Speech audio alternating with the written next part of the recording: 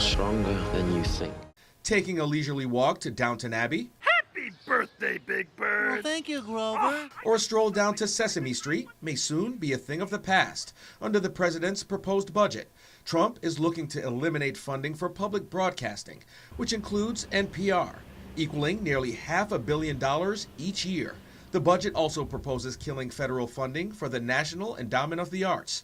According to WEDU Vice President of Communications Allison Hedrick, this cut could be a devastating blow to PBS stations around the country. For us here at WEDU, it would mean a reduction in some of those programming and those community service outreach projects and educational services that we provide to teachers. WEDU, Tampa's PBS affiliate, covers 16 counties, providing public affairs, arts, and educational programs.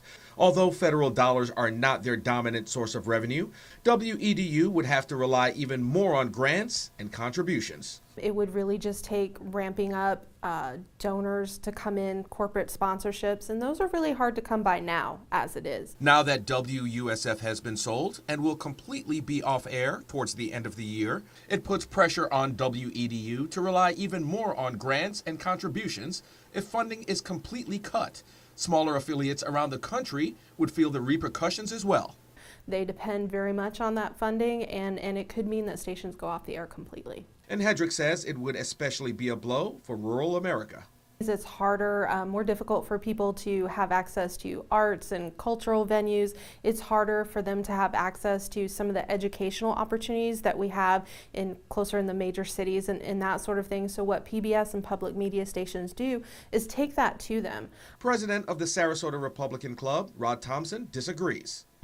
Where does it say in the Constitution or anywhere else that the government says, oh, these poor rural folks need to be getting fine arts and we're going to help them get it? The authority of government and the funding of government shouldn't be involved in that in any way.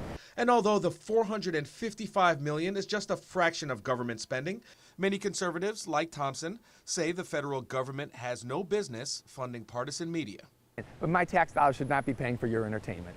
It's really as simple as that. He says many of these PBS programs are popular enough to survive without the government having to force people to fund it.